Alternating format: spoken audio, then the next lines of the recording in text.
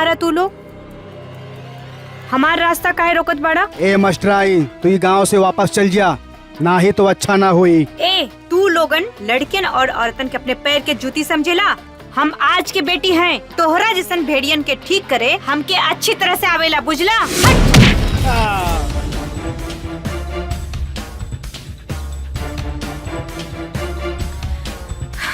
ए रुक, पकड़।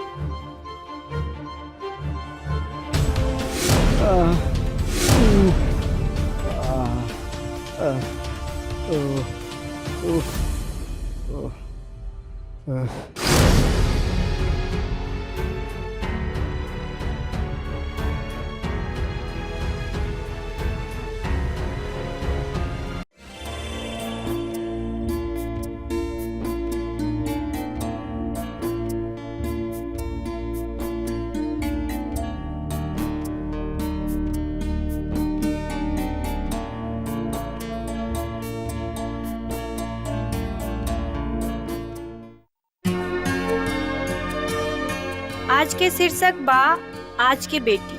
तू लोगन आज के बेटी हो, घर समाज और देश के ताकत हो। और जब तक हम लोगन अपन ताकत ना पहचानम तब तक हम लोग मजबूत ना होखब और ऐसे ही हम लोगन के शोषण होत रही। आज हमार समाज चाहत रहल कि हम लोग आत्मनिर्भर बनी, लेकिन वो हमनी के इज्जत ना देत रहल। ए कारण हम लोगन के मिल के अपन हक के लड़ाई लड़े के पड़ी और हम ही लोगन के इज्जत पे हाथ डालन वालन के कानून के हथकड़ी लगावे के और यह खातिर कानून बनल बा। और अपन इज्जत आन बान शान के खातिर वुमेन पावर लाइन 1090 के डायल करे के चाहिए। और हाँ, एकरा पर फोन करे वालन के पहचान गुप्त रखल जाला। आप लोग सब हमरा से वादा करी, अगर ऐसन कोनो परिस्थिति हुई तो आज की बेटी डरी नहीं, लड़ी। मैडम जी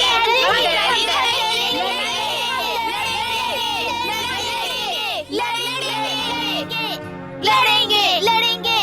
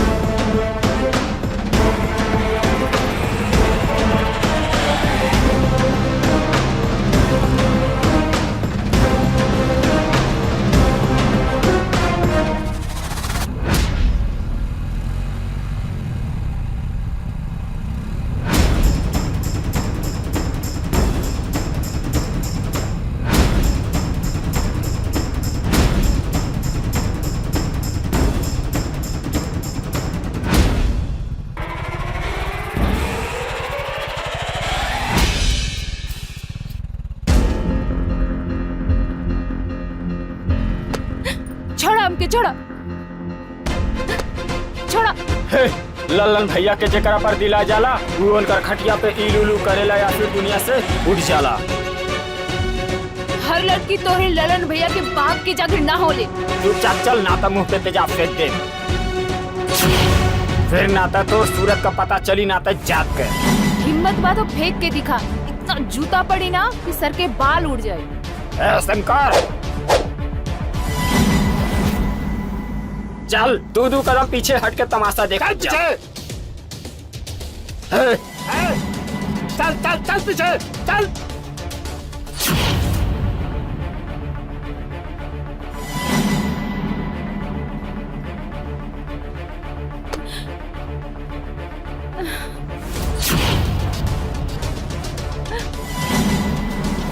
बचाओ।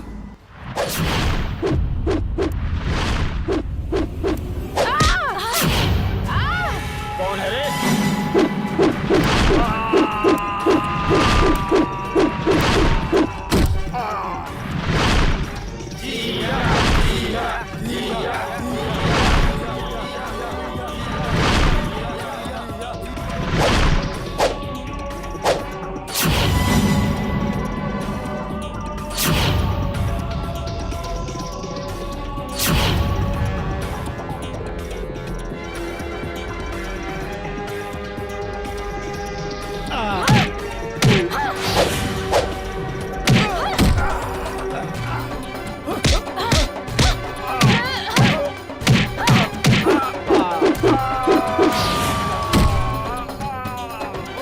वाह जिया वाह।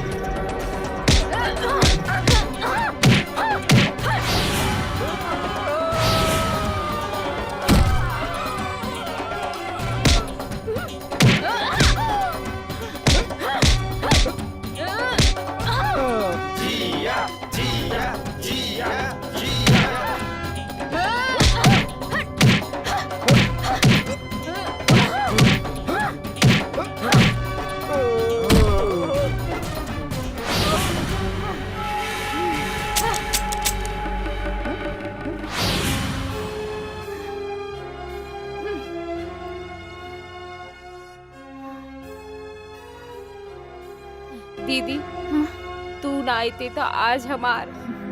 देखा, एकर जिम्मेदार तू खुद बाड़ू। ये लात टपकाए वाले जानवर से आत्मरक्षा खातिर हर लड़किन के जूडो, कराटे, मार्शल आर्ट सीखे के चाहिए।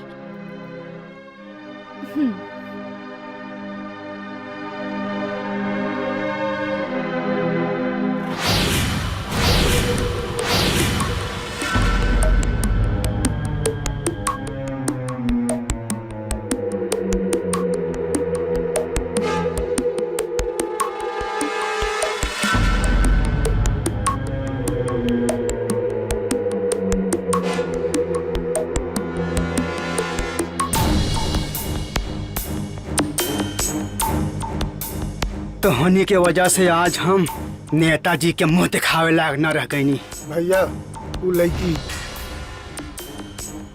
कारे ऐसा होकर नाम लेत बाड़ा सन जैसे वो लड़की ना कौनो तोप है। भैया उ त कोनो तोप तना रहल है, लेकिन ओकर हाथ गोड़ कोनो AK-47 से कम तेज ना चलत रहल है। काल्हे वो मशीन गन के हम अपना कब्जा में कई के दिखाई।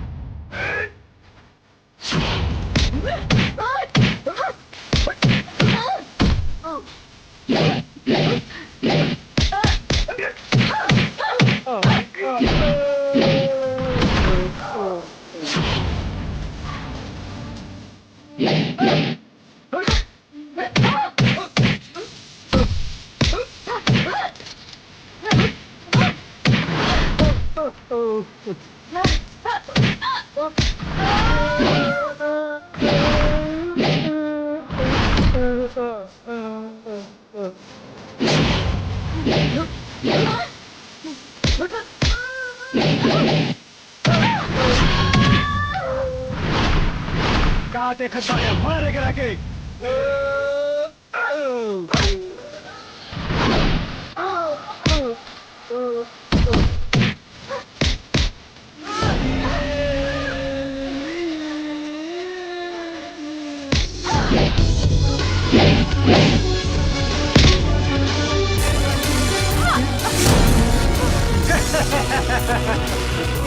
ये चिड़ै तो फंस गई कुहुक लेहलू जितना कुहकई कर हाल अब का होई हम कुहके वाली चिड़ई ना है, शेरनी है शेरनी। और सुनो, इस शेरनी के तोहनी जैसन 100 गो जानवर भी ना शिकार ना कर सकी, बुझला? हरन जैसे शेरनी के शिकार करे में मजा आवेला। आज हम तोहरा के छोड़ब ना।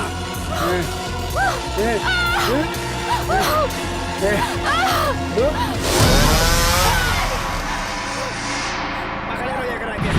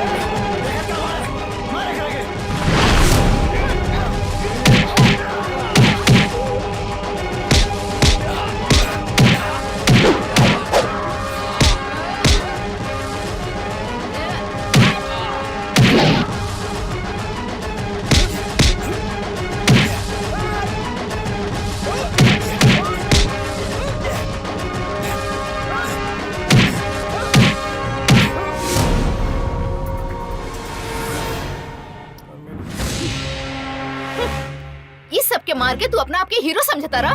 हम क्या अच्छे से मालूम बा, इस सब के सरदार तू ही बाड़ा। सरदार भी बनैलू तो इस सारन हिजरन के प्यार से काबू तो छोड़ दे, नहीं तो दिल के जवन मचलन बा दही के मचोड़ ले। ठीक है, हम तो के देख ले। ठीक बा, मुलाकात तो होते रहे।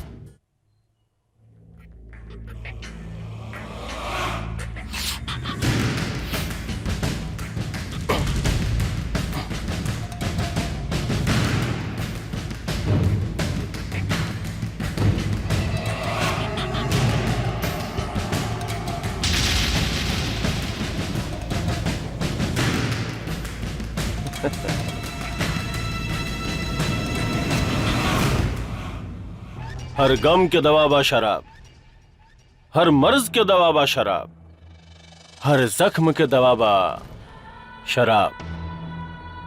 क्लासमेट धोखा दे सकेला लेकिन क्लासमेट ना। ये कागज के टुकड़ा फड़ला से कुछ ना होई। अगर ओकर याद दिल से भुलावे के बा तो दोस्त बना ला शराब के, होठ से लगा ला शराब के, सारा याद निकल जाए। ला, अरे सोचत का बाड़ा, पीला, सब कुछ भुला जीबा। सबसे बढ़िया दवा बा शराब। राज बाबू पीला, अरे पीला, हमार बात माना, पीला।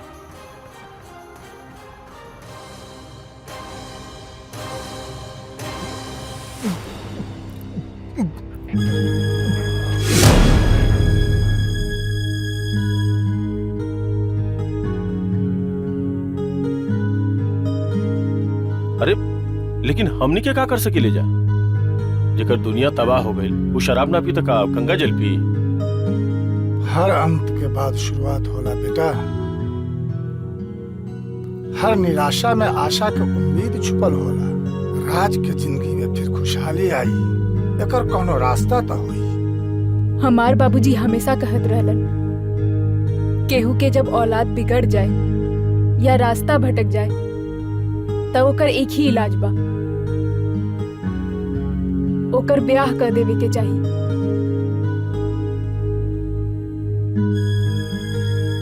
गारंटी के साथ तो नहीं कह सकत, लेकिन लेकिन का कहीं जी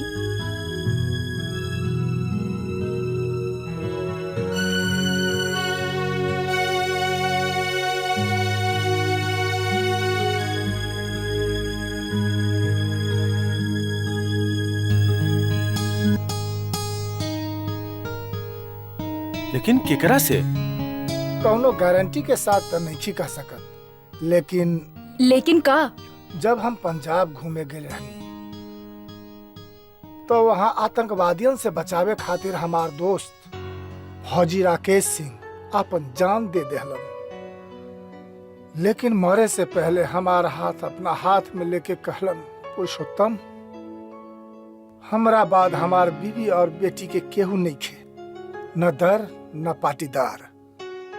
हो सके तो हमार बेटी के अपना घर के बहू बना लिया। बाबूजी, रहुआ इतना दुखी काहे होत बानी? का करी बेटा, कौना मुंह से अपना दोस्त के देहल वादा पूरा करे खातिर जाई।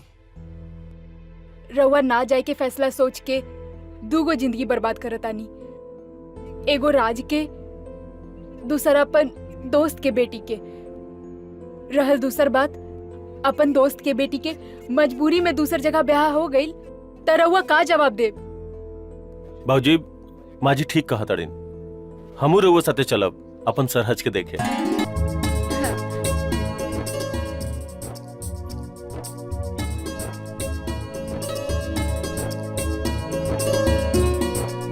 चलो ओके तोड़े के।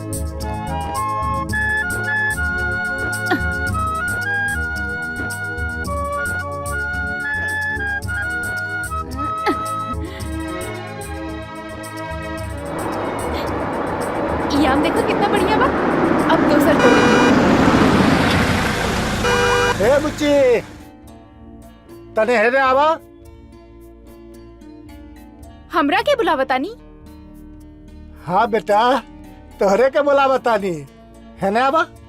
गाड़ी? अब मजा आई। आज तक गाड़ी में घूमा।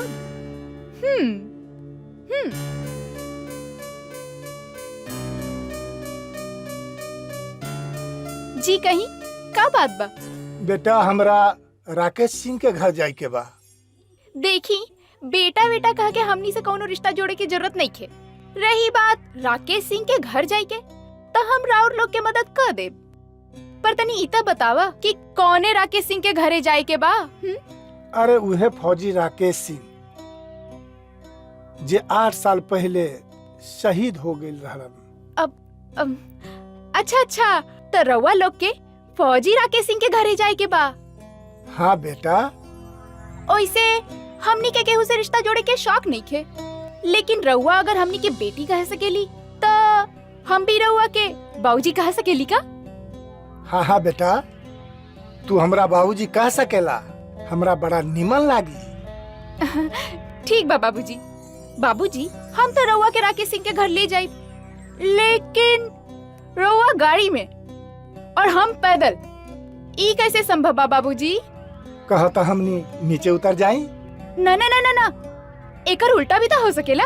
हम रउआ के गाड़ी में बैठ जाइब और रउआ के राकेश सिंह के घरे ले जाइब, तब का है ना, तो हर टाइम बच जाई और जल्दी भी पहुंच जाइब। का बाबूजी? हाँ बेटा, आवा बैठा, चलो जल्दी आवा, बैठा आवा। चल जल्दी, तू और से आवा। बैठ। हाँ बैठा। हाँ, आवा। हाँ चला। ए ड्राइवर, चला गाड़ी चलावा। अरे बेटा, ई ड्राइवर ना, हमार पाहुन हो हन।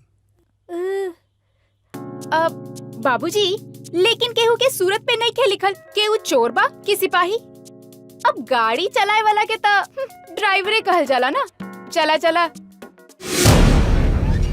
अगर हमरा के अकेले में मिल जातू तो उठा के रहरी के खेत में ले जाती, फिर तोहर गाड़ी के ऐसा ड्राइव करती कि ड्राइवरन के देख देख के नानी याद आवे लागी।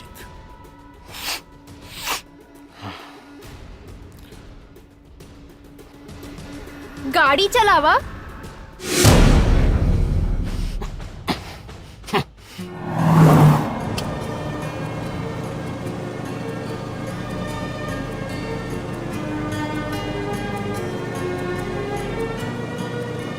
और बाबूजी, जब हम गाड़ी खरीदब ना तो ऐसा ड्राइवर रखब जे बहुत ही स्मार्ट और हैंडसम होई। कुछ ड्राइवर तो एकदम बकलोल होलन, काम के ना काज के, दुश्मन अनाज के, अपने आप के बहुत स्मार्ट समझेलन।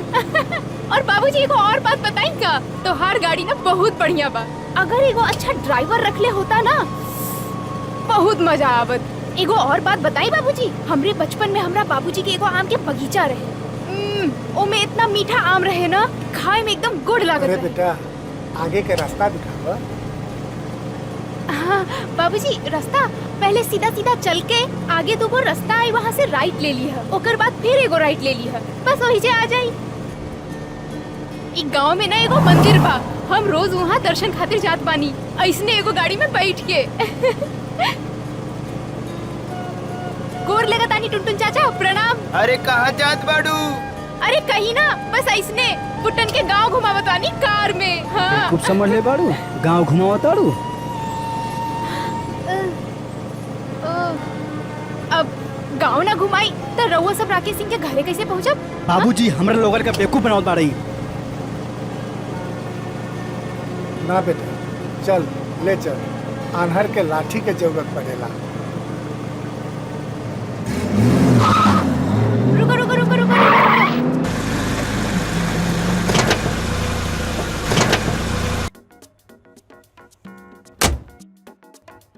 बेटा, राकेश सिंह के घर आ गेल का? वो तो मालूम नहीं खे, पर हमार घर तो आ गई। बाबूजी तो वह जगह वहा जहाँ से लइका बैठा रहे गाड़ी पे। अरे बाबूजी, बेवकूफ पाहुन के समझाई, पृथ्वी गोल। हाँ, हम तो चली टाटा। ये लड़की हमनी के बोका बना गई। ए, ए, ए भाई सब हेने ये फौजी राकेश सिंह के घर के हरा जोन लड़किया रउआ के साथ घूमत रहली है, वो हाँ। लड़किया राकेश सिंह के बेटी दिया है, आ यह गरबा उनकर हुए। कुछो कहा पहुना, ये लड़किया बात बहुत प्यारी करेली। प्यारी ना बाबूजी, बात बहुत सारी करेली। हाँ, गोद में लड़का और गांव भर ढिंडोरा। चलिए उतरी। चल।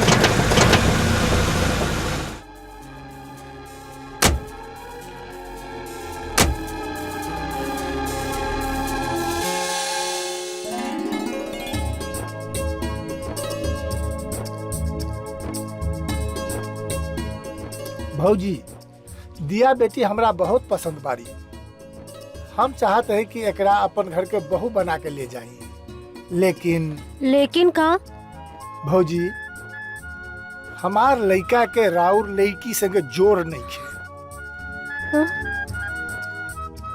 चौंकी मत भौजी, तोहार लड़की में कोनो खोट नहीं खे। अरे खोट तो हमार लड़का में बा। सोचा तानी अपन दोस्त के दिहल वादा कैसे पूरा करी। जब हुए वादा कर चुकन बाड़न तो तोड़े वाला हम के बानी।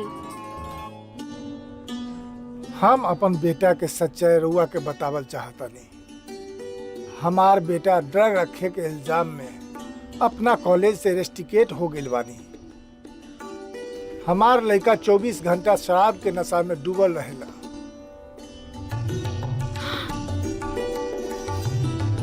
ई सोच के हम परेशान बानी कि कहीं दिया से ओकर बियाह कई के हम एकर जिंदगी तो ना खराब करता नहीं। देखी, हर माँ बाप अपना औलाद के बुराई छुपावेला, लेकिन हुआ तो सच्चाई बता के ये साबित कर देनी कि हमार बेटी रउआ घर के बहू ना बेटी बन के चाहिए। हाँ तो भौजी, हम ये रिश्ता के पक्का समझिए। अरे समझे के का बा, ये तो रउआ का हक बा। बेटा विक्रम, दिया के बारे में तोहार का विचार बा बेटा?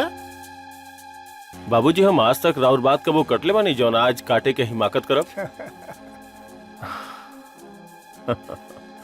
अब तो हर गाड़ी के ड्राइवर हम ही रहा, कितनो रोड ब्रेकर आए हारन बजावत बजावत तबले गाड़ी ना रोकब जबले पंचर ना हो जाए।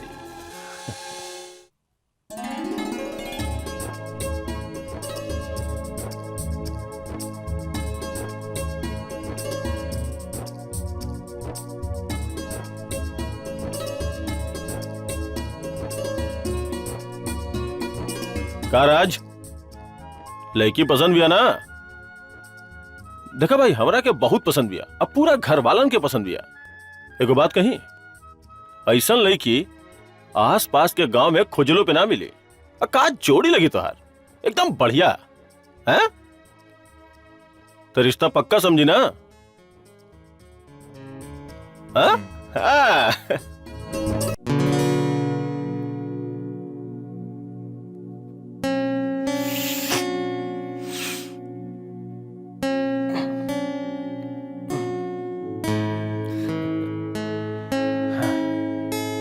सरऊ के आज सुहाग रहा था और ये दारू में मेहरारू खोजताड़े।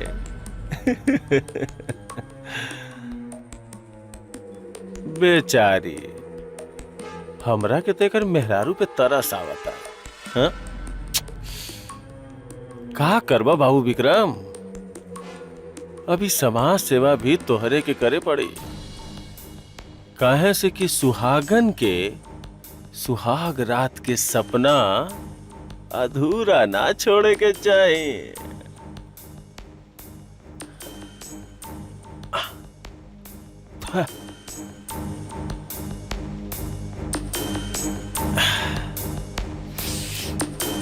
अरे ससुरी देह भी बहुत दुखाता। चला सरऊ पिया, तहार जिंदगी पिया ही पे कटी।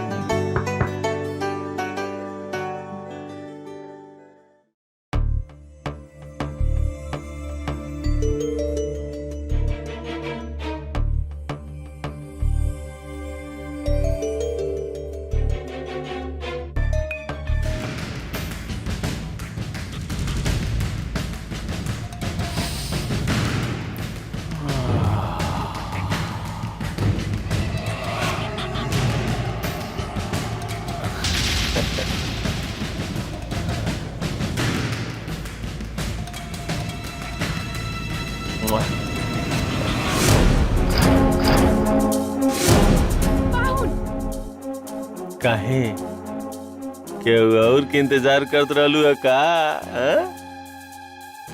वहाँ के कहाँ बानी? का जानी कहा?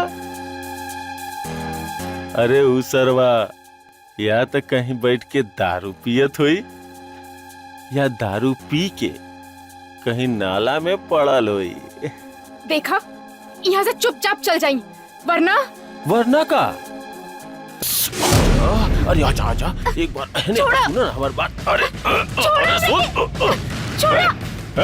रुक।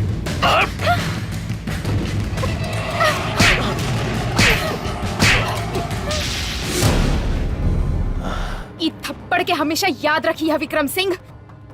कौनो सुहागन और कौनो नागिन के कबो परेशान मत करिए, वरना ऐसन जगह पे मारल जाइबा जहाँ तोरा के पानी भी नसीब ना होला। अच्छा, ते बहुत बड़ गलती कैले है। तोरा जैसन लड़की हमरा के थप्पड़ मार के बच जाई, काट देम ना। ये तोर बहुत बड़ भूल रहे। अभी थप्पड़ के गूंज तोहरा पूरा जिंदगी सुनाई दी। तू कौड़ी के फौजी के लड़की औकात में रह के बात करो विक्रम सिंह। हम ई घर के बहू, मान, प्रतिष्ठा, इज्जत हई। तोहार जैसन घर जमाई बन के 2 वक्त के रोटी तोड़े वाला कुत्ता नहीं। हमार औकात दिखावा दाड़ीस तोरा के बहुत महंगा पड़ी। ते याद रखिए हमार बात, तोरा हम कहीं के ना छोड़ब। फौजी के 2 कौड़ी के लड़की। ता सुना विक्रम सिंह, हमार बाबूजी भी सरहद पर भारत माता के आबरू लुटे वाला के सीना में गोली मार देत रहलन। अगर तू अपन गंदी नजर हम पर दोबारा डालब तो याद रखिया, हम भी उ फौजी के बेटी हई, छतरानी हई हम। तोहर सीना पे लात रख के तोहर माथा पे इतना गोली मारब तोहर राम नाम सत्य हो जाई।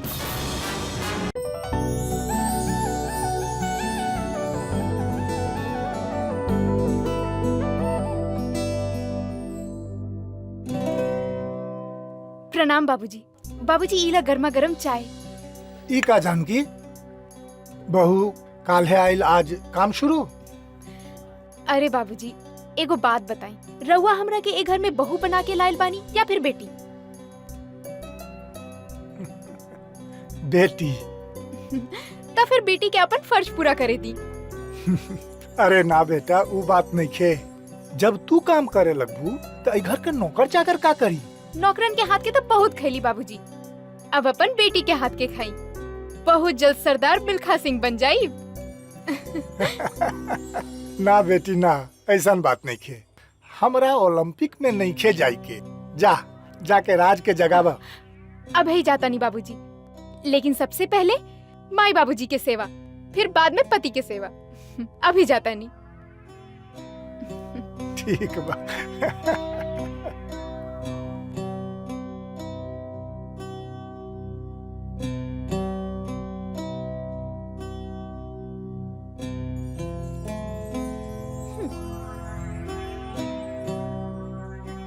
जानू, इस सवेरे सवेरे पिए के चीज ना है।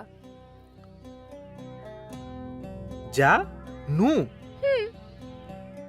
तू हमरा के बताइबू कि सवेरे सवेरे का पिए के चाही? जानू, राउर पूरा हक बा, जौन मर्जी करा, पर राउर मेहरारू होके के नाते हमारे इतना तो हक बा।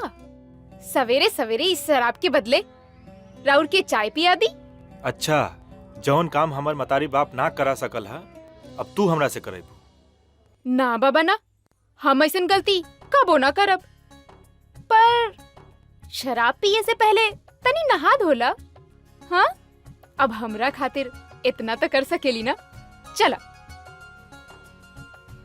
अब जल्दी उठा, नहा धो के चाय पीला। चला हटा यार, चला। हमरा के ना नहाए में। अरे चला ना, चल। अरे चला ना जानू, चला उठा उठा, हमरा के चला ना उठा। जाए के बा, कह देली ना। अरे हमर चला दिमाग खराब चला मत करा। चला, बाथरूम में जल्दी से ब्रश करके नहा ला। चला जा, हम साबुन लेके आवतानी।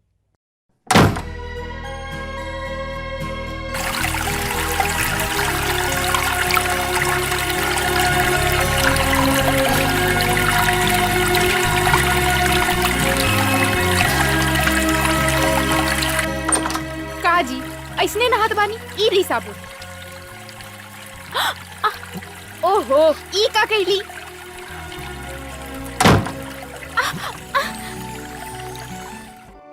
अरे ई का जानकी, ई केकरा खातिर बना बतारू? अरे ई हम अपन उहोए वाला पोता खातिर स्वेटर बुनतानी। जानकी तू न, अरे अभी कुछ अता पता है ये नहीं के, और तू माई बाबूजी हम तनी घूम के आवा तनी, थोड़ा मन बहल जाई। जा बेटा, जा घूम के आ जा। तू ठीक कहत रहलू जानकी, बहू के आबे से राज धीरे धीरे सुधर जाई। हम रउआ के पसंद के दाद देतानी। हमके लागता दिया ए घर के लक्ष्मी बन के आयल बिया, और हमनी के घर स्वर्ग से सुंदर हो जाई। हाँ जानकी, पत्नी के आवे से जीवन सवर जाला। अब हमनी बूढ़ पुरनिया के और का चाहिए, बस दोनों खुश रहे, बस।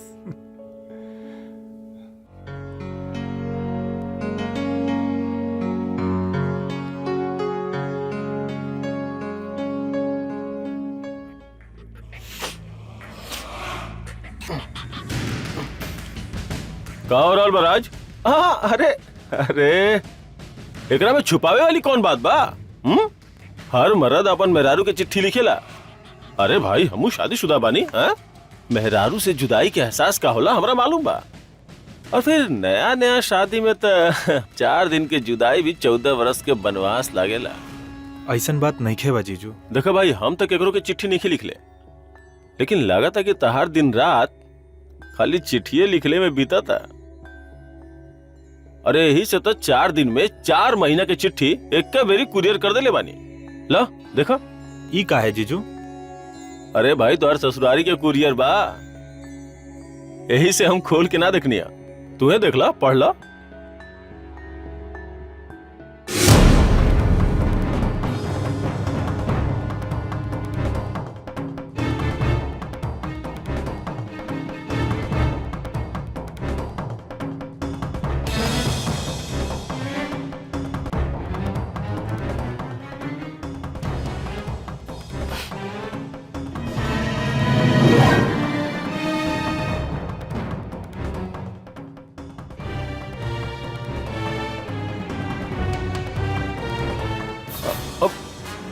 का भेल राज?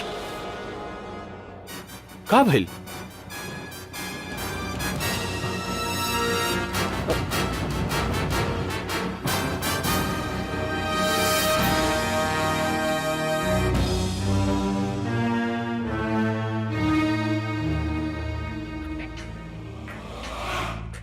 हमरा के तो लागत था ये केहू के शरारत बा। के हो सकेला जीजू? केहू पे शक कैले से पहले अपन आंख से देखल जरूरी बा कि सच्चाई का है। लेकिन कैसे जीजू?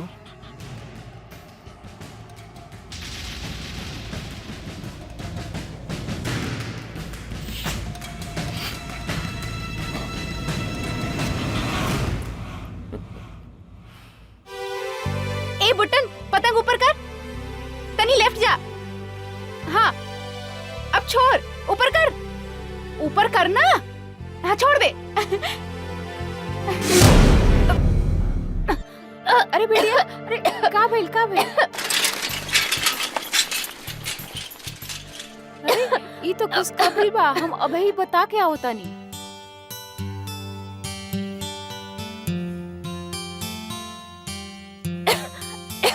मालकिन गांव भर में मिठाई बांटा, आप नाने बनी वाले बानी। का? अरे बेटा तुम्हारा लेटर आयल बा, ई पर साइन कर देवा।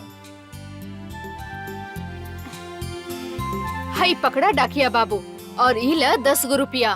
तोहार पाँव बड़ा शुभ बा, तोहार औते ही हमरा घर में खुशखबरी आ गई। माई, हाँ ई का है माई? देखा, दिखावा।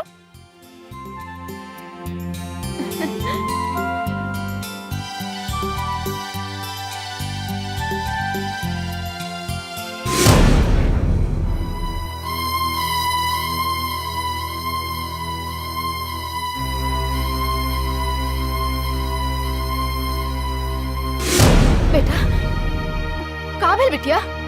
दिया का भेल बेटा? माई, हाँ, तलाक के पेपर। तलाक के पेपर?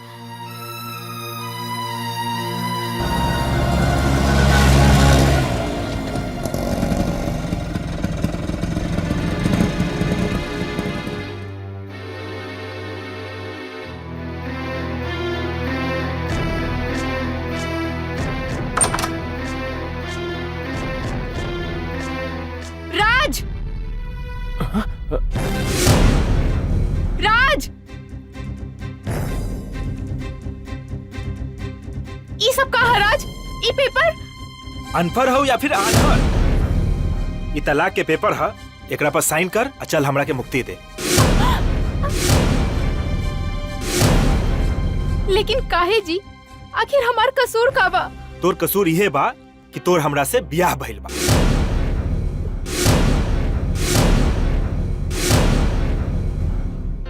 राज, ये का बदतमीजी है? बहू से इस तरह से बात करे के तोहार मतलब?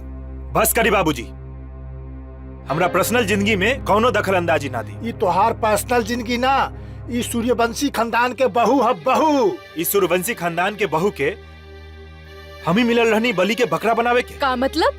मतलब का समझाई माई, एगो से प्यार कैली तो कैरियर खराब हो गई, और दूसरा से बियाह भइल तो जिंदगी बर्बाद हो गई। तू साफ साफ बतैबे कि पहली बुझाइबे? बाबूजी, हमरा बियाह कैले से पहले एक बार भी न सोचला कि हमरे मन में का बा। बस फैसला सुना देला कि शादी होई तो सिर्फ हमरे दोस्त के बेटी से। ई सूर्यवंशी खानदान के परंपरा है कि शादी ब्याह के फैसला घर के मुखिया करेलन। राउत सूर्यवंशी खानदान के बहू ना प्यार कोई और से करेले और शादी हमरा से। ई कैसन इल्जाम लगावत बानी जा? ई सब झूठ है। हाँ। तो फिर पेट में पाले वाला बच्चा के करा? ये का कहता रहा बेटा? एकर पेट में जे पल रहल बा उ तोहरे खून बा। अरे एकरा पेट में बच्चा पल रहल बा तोहरा के मालूम बा? सच में औरत के त्रिया चरित्र तब भगवानो न जानेला।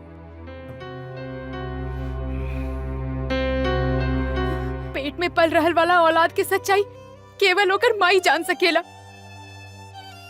कि वो केकर है। और एक सुहागन खातिर ओकर सबसे बड़ा दौलत सिर्फ ओकर सुहाग और ओकर बच्चा होला।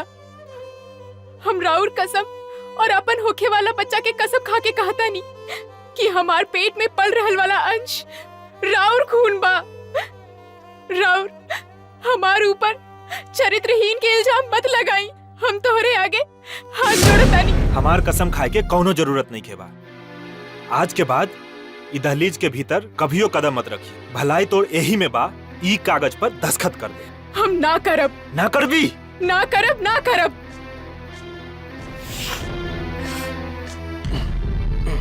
हम कहता नहीं तलाक के पेपर पे साइन कर दे। ना, हम ना करब। ना करबे? ना। चल जैसे फैसला कोर्ट में। चल निकल, चल हमरा चल, साथ निकल केहू ऐसा ना करी। हमार कोनो गलती नहीं के। छोड़, हमरा चल, के निकल घर से ना निकाली। हम तोरा आगे हाथ जोड़तानी। ऐसा ना करी। हमार बात दोबारा सुनी। बताइए। ऐसा निकल ना यहाँ से। करी। हम हाथ जोड़तानी। चल निकल यहाँ से। ना, ना। चल छोड़ हमरा। हम पाँव पड़तानी। चल निकल। ना, ऐसा चल। ना करी। दरवाजा खोली। ना, हमरा के घर से ना निकाली।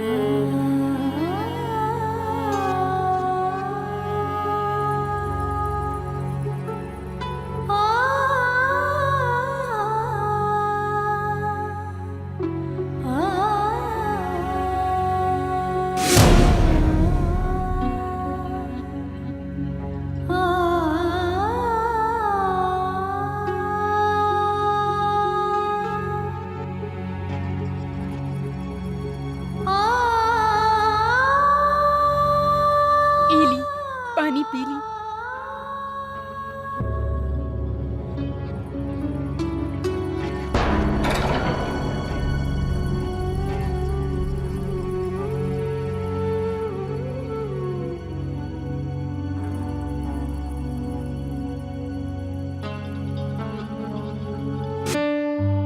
आई लव यू जिया।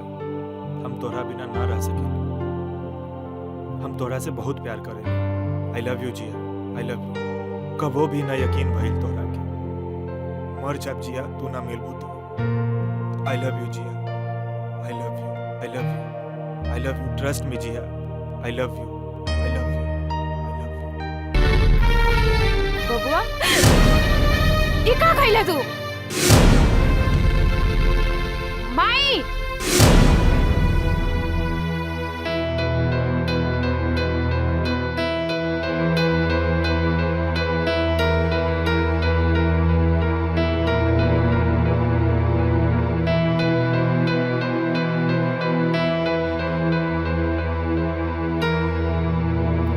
ये दवाई बा मंगा ले। अगर थोड़ा भी लेट कैले रहती तो इनके बचावल मुश्किल ना नामुमकिन रहे। धन्यवाद। चलिए। अगर रहुआ अपन बेटा के बचावल चाहतनी तो जिया के बुला लिए। बाकी ये सब रहुआ सबके फैमिली मैटर बा, एमे हम कुछ नहीं बोल सकत। अच्छा चला तनी, प्रणाम। प्रणाम। बेटा ई जिया के है? माई, जिया ऊ लड़की हिया जेकरा के बबुआ बहुत प्रेम करेला और जेकरा खातिर बबुआ के कॉलेज से निकाल देहल गई। रउआ चाहब तो सब ठीक हो जाई। का? चल जा बबुआ के जिंदगी खातिर जिया के हाथ मांगे ओकरे माँ बाप के घरे। ना, ये हमरा से कबो ना होई। ठीक बात बा, रउआ ना जाई तो मत जाई। हम जाइब अपने बबुआ के जिंदगी खातिर जिया के हाथ मांगे ओकरे घरे।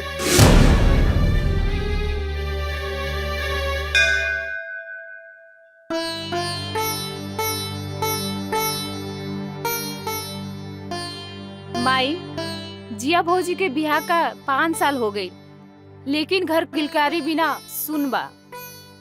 का कहीं हम भगवान से दिन रात इहे मांगे नी हमरा के जल्दी से दादी बना द, लेकिन सुने तब ना।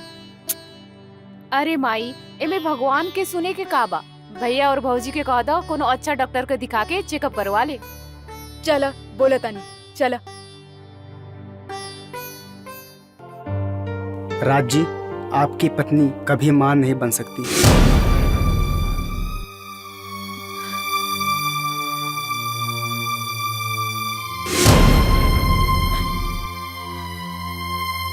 ये देखिए, आपकी पत्नी का बच्चेदानी डैमेज है। ये है रिपोर्ट।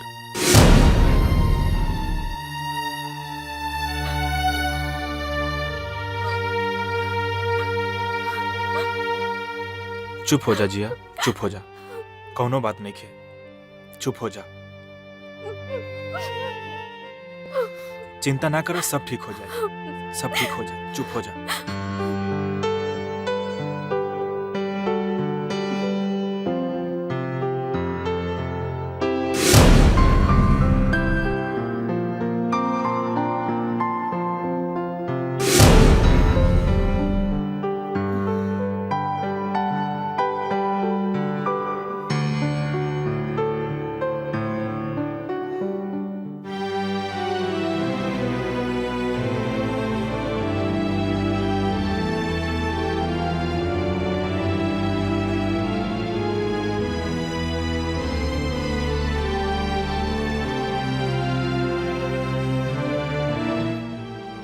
सोचता नहीं जिया, हमरा से तोहार दुख देखल नहीं खे जात, यही से हम का हर औरत के नसीब में महतारी बनल तो लिखल नहीं खे होला, लेकिन अपना ममता के छाव में ऐसा नव शिशु के पाल पोस त सकेले जेकरे दुनिया में केहू नहीं खे। रउआ का कहे चाहता नहीं? हम चाहता नहीं कि हमनी के केहू के बच्चा गोद ले लीजिए।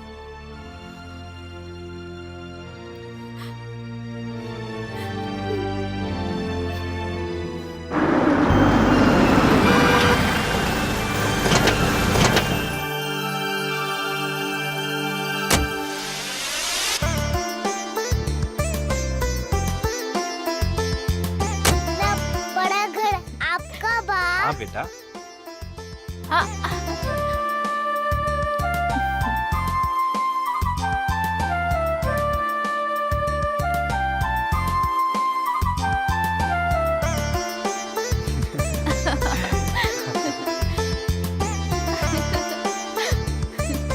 पापा, इतना बड़ा घर आपका बा?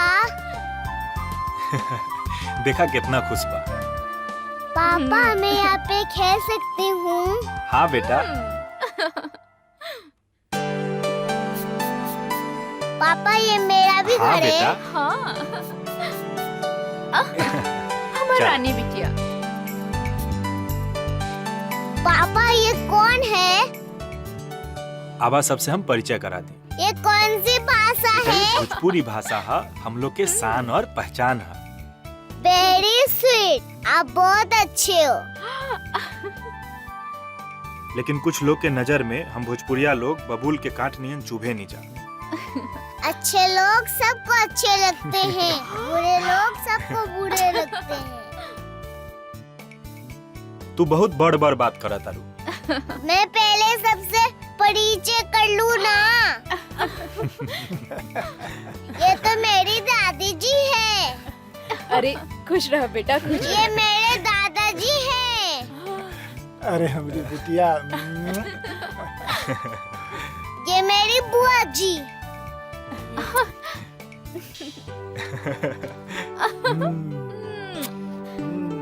अच्छा बेटी बतावा, तोहके कैसे मालूम पड़ल ये दादाजी हमन, ये दादी माँ है और ये बुआ है? वेरी सिंपल मम्मी, घर में आने से पहले बताया था कौन कौन है।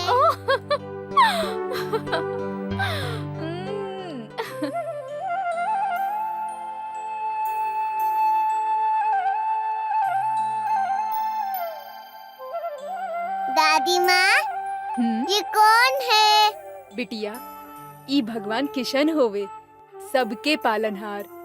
जब कोनो दुविधा में भगवान किशन के याद करेला, भगवान किशन होकर मदद करेला। जल्दी आवा बेटा, स्कूल खातिर देरी हो रहल बा। अभी आ रहे हैं मम्मी, आपसे बाद में बात करेंगे, अभी मम्मी बुला रही है मुझे। खुश रह।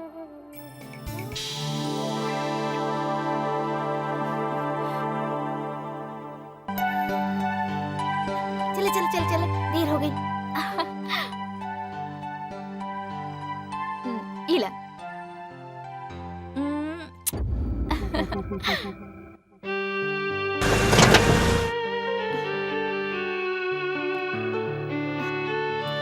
बाय बेटा, bye. Tata, bye bye mummy. Tata.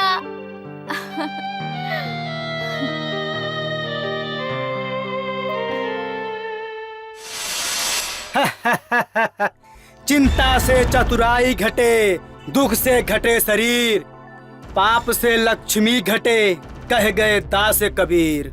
Tension छोड़ा बाबू साहब, हुकुम करा, जिंदगी के प्रॉब्लम चुटकी बजौते सॉल्व हो जाई।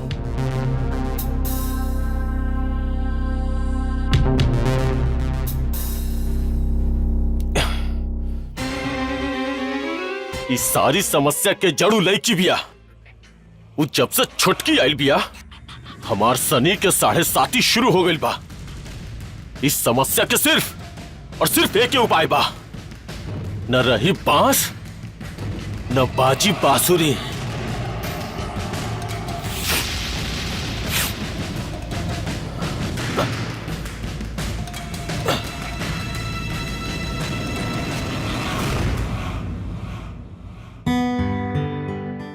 चला हो। कहाँ? अरे खटियावा पे, और कहाँ चल जाए? काहे? अरे हमनी के यहाँ सब खटियावा पर होला ना। खटिया पर? हाँ, और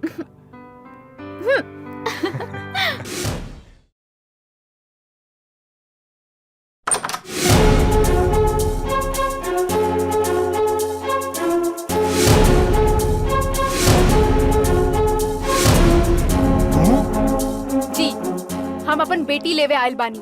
का? हाँ, ई देखो।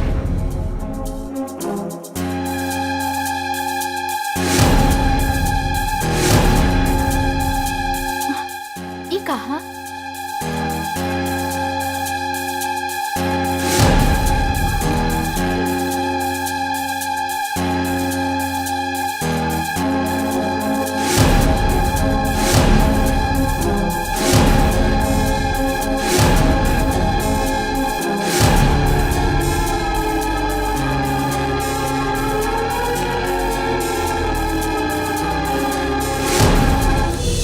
मास्टराइन जोन गांव में आयल बानी ना,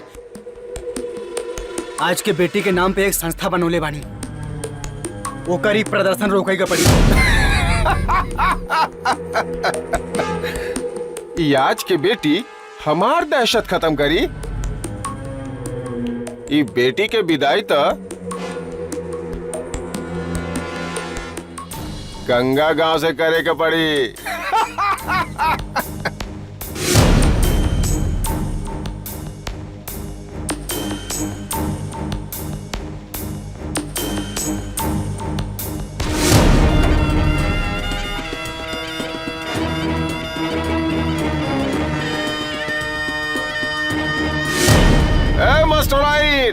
बाहर निकाल।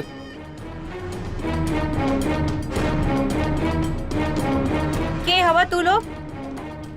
तू हमके नहीं जाने लू, ये गांव में रहे लू।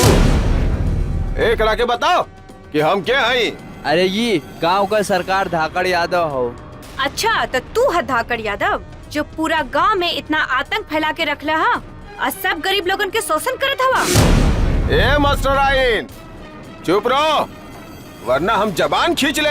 हमार जबान खिंचवे धाकड़ यादव, कहीं ऐसा न हो कि तुहार जबान हमेशा के लिए बंद हो जाए। तू हमार मुंह बंद कर बू, ये धरती से कहाँ गायब हो जाबू केहू के पता ना चली। समझ लू कि ना ही समझ लू। हम ई धरती के बेटी हैं और किरण मास्टराइन तुहार ई चेतावनी के स्वीकार करत हैं। वो दिन दूर ना ही बा। हम वो दिन और वो लड़ाई के इंतजार करब।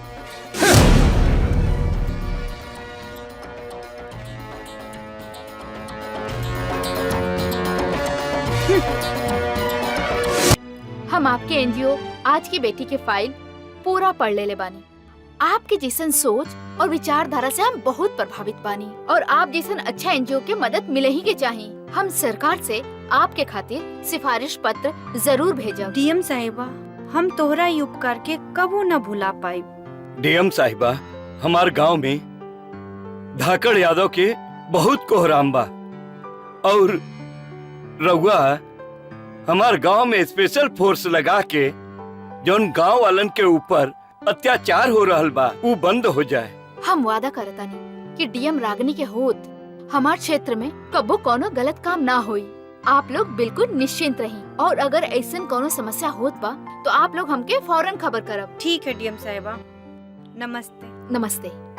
मास्टरनी जी, आपके आने से ई गांव में ऐसन लागत बा जैसन की ईद का चांद निकल आवा और भूत प्रेत से ज्यादा खतरनाक बात धाकड़ यादव के दहशत।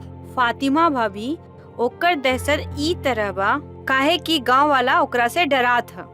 जे दिन गांव वालन धाकड़ यादव से डराइल बंद कर दे ही ओ दिन से प्रॉब्लम खत्म हो जाई।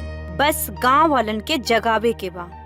ऐसे पहले ई गांव के दीनानाथ कोशिश कैले रहने पर केहू उनकर साथ नहीं दिहल। वो अपन हिम्मत हार गए। हमके ई गांव में ऐसने लोगन के जरूरत बा। मास्टरनी जी, हम तोहरे साथ हैं। जब हम नमाज पढ़ब तो अल्लाह से तोहरे खातिर दुआ मांगब।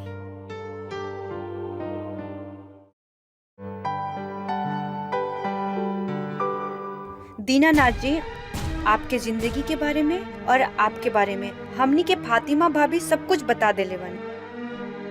हमार दुख के कहानी सुन के का बदलाव आई।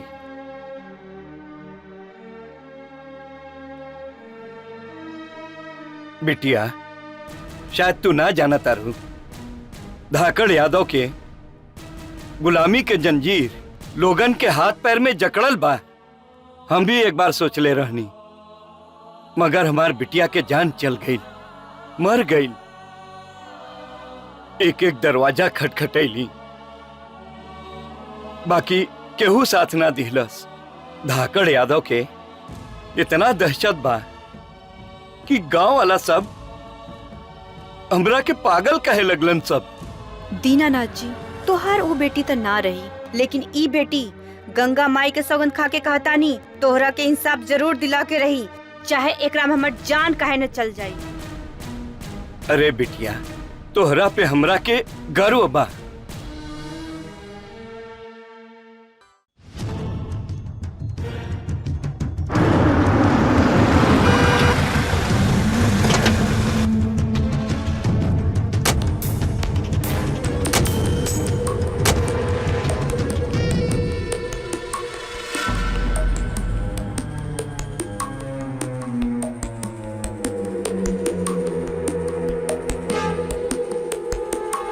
सुन लो गंगा गांव के लोगन, ई मास्टरनी गांव के सुधारे नहीं बिगाड़े आइल बिया, गांव के शांति भंग करे आइल बिया।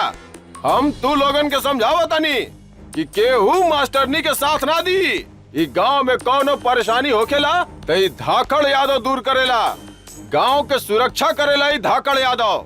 ई धाकड़ यादव के भाषण नहीं, चेतावनी बा। मालिक तू तो हमार और गांव वालन के माई बाप होगा। धाकड़ यादव जिंदाबाद, धाकड़ यादव जिंदाबाद, धाकड़ यादव जिंदाबाद, धाकड़ यादव जिंदाबाद, धाकड़ यादव जिंदाबाद, धाकड़ यादव जिंदाबाद, धाकड़ यादव जिंदाबाद, धाकड़ यादव जिंदाबाद, धाकड़ यादव जिंदाबाद। ई गांव में पढ़ावे आयल बारू की बवाल करावे आयल बारू? हम ई इलाका के दरोगा हैं। ऐसे केहू अशांति या दंगा फैलावे के कोशिश कैले तो उ समझ ली तो हमरा ऐसे लोगों के खिलाफ मजबूरन एक्शन लेवे के पड़ी, चाहे वो मास्टरैन हो चाहे केहू और। दरोगा जी आप तो अच्छी तरह से जानत है धाकड़ यादव के गांव में कितना दहशत और आतंक बा और पुलिस कुछ न कर रहल बा। मास्टरैन दरोगा के वर्दी में दाग मत लगाबा। हर काम कानून से होखेला। ई हमार वर्दी कानून के दायरा में बंधल बा। मास्टरैन हम तोहरा से ई वर्दी के कसम खा के वादा करत हैं, धाकड़ यादव के खिलाफ अगर केहू भी शिकायत करी है तो उचित कार्रवाई के तहत ओकरा जेल भेजल जाई, चाहे हमार ट्रांसफर हो जाई या नौकरी जाई। ठीक है दरोगा जी, हम वादा करत हैं धाकड़ यादव के खिलाफ अब सबूत के साथ हम पेश करब। ठीक बा, हम उस समय के इंतजार करब।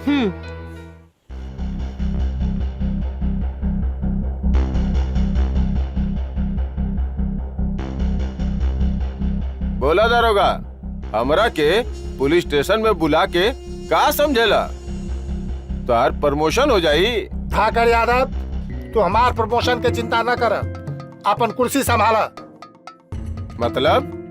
मतलब साफ बा कि तहरे खिलाफ शिकायत मिलल बा कि अगर कोनो गांव वाला के धमकावे के कोशिश कैला तब मजबूरन हमरा तहरा गिरफ्तार करे के पड़ी। दरोगा, जब आदमी मर जाला तो सरकार ओकर नाम आधार कार्ड से काट देवेले। चिंता मत करत धाकड़ यादव, जल्दी सरकारी रोटी खिलाए, वो भी बिना आधार कार्ड के।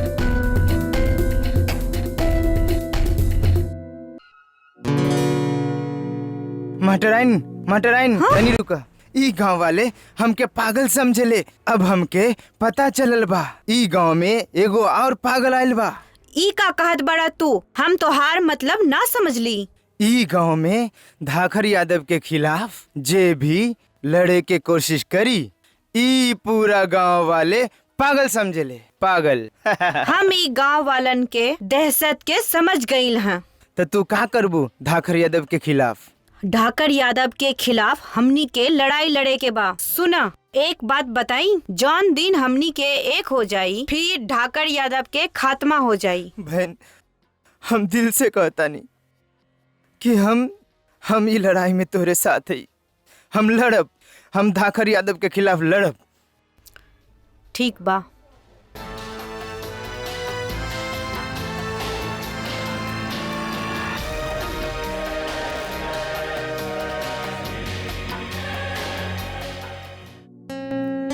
हाँ बेटा। अच्छा यहीं रह ली? हाँ अच्छा हाँ हाँ, कौनो बात के चिंता ना बा। हाँ सब ठीक हो जाए।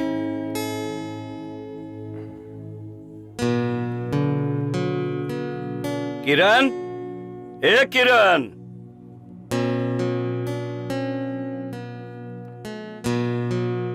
किरण बिटिया, ई धाकड़ यादव के इकलौता लड़का हुए और शहर से पढ़ के आयल बड़े। प्रणाम। तू हमरा पास काहे आयल हवा? का तू हमका धमकावे आयल ह? नहीं ना बिटिया, इहो अपन बाबूजी के वसूल और अत्याचार के खिलाफ बढ़े। ये तो बहुत बढ़िया बात बा और ये एक अच्छा लड़का के निशानी है। मास्टराइन, हम आपके मेहनत, लगन और ईमानदारी से बहुत प्रभावित बानी। अच्छा, हम वादा करतानी मास्टराइन कि हम तोहार ई लड़ाई में तोहरे साथ बानी। हमारी सपना है कि हमार बाबूजी एक नेक और बहुत अच्छा इंसान बने। हम तोहरा ई सोच के आदर करत है। हमारे साथ देवे खातिर धन्यवाद देतानी। प्रणाम। प्रणाम। प्रणाम दीनानाथ जी।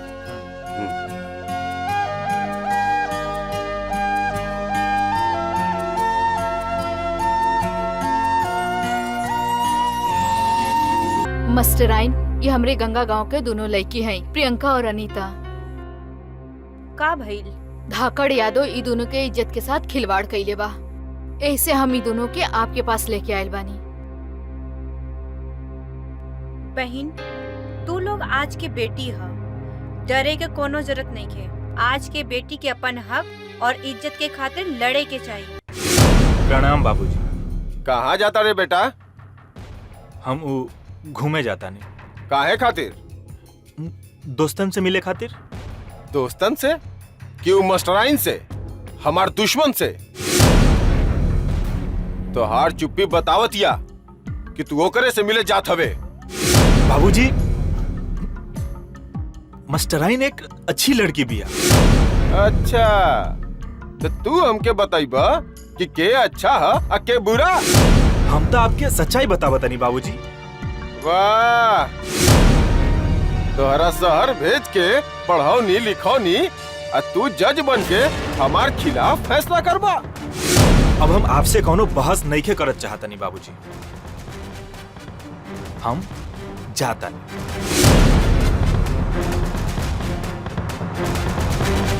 जात हो तो लौट के मत आई हो।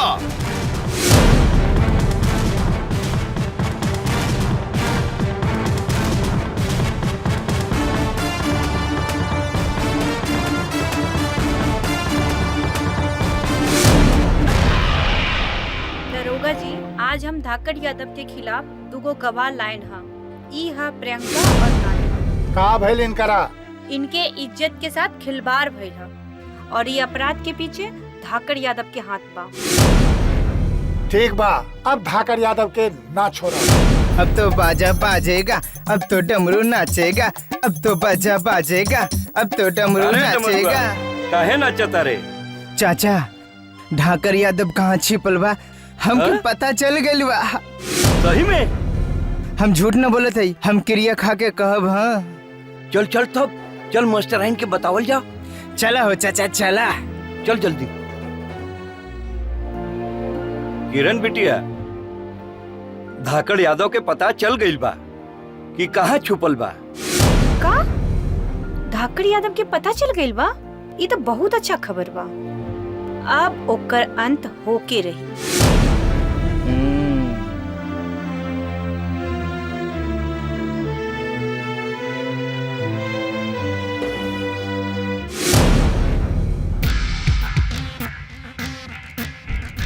ये धाकड़ यादव के केहू पताल से बिना ढूंढ पाई। जे हमनी के ढूंढे की कोशिश करी ओकरा के मार दियल जाई।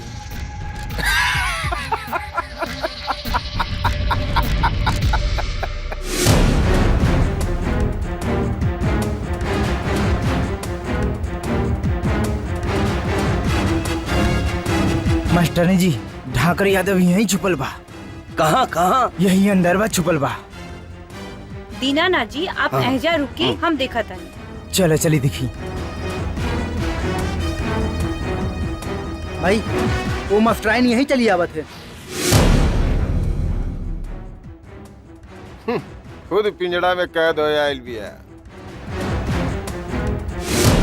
धाकड़ यादव, हाँ। तू क्या समझला? हम तोरा के ढूंढ ना पाई। तो का कर लेबू? चुपचाप से अपने आप के कानून के हवाले करता। तू समझा ताड़ू कि हम पुलिस स्टेशन में जाके हथकड़ी हाथ में लगा के अपना आप के कानून के हवाले कर दे? पकड़ इस ससुरी के।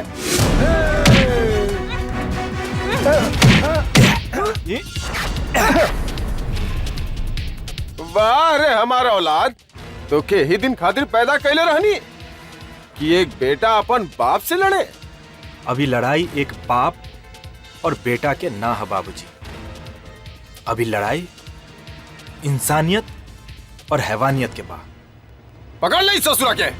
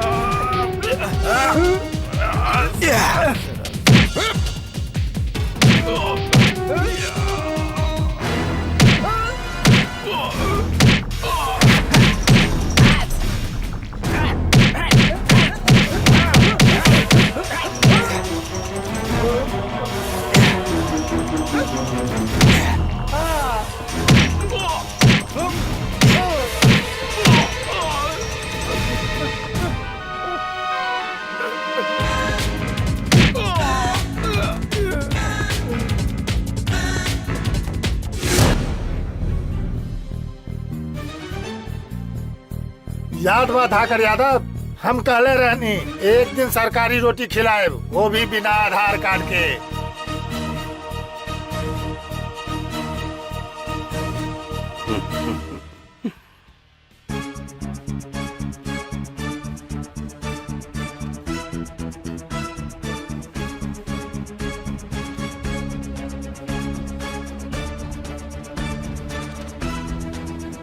आपन पसंदीदा फिल्म देखे खातिर डाउनलोड करी दंगल प्ले ऐप।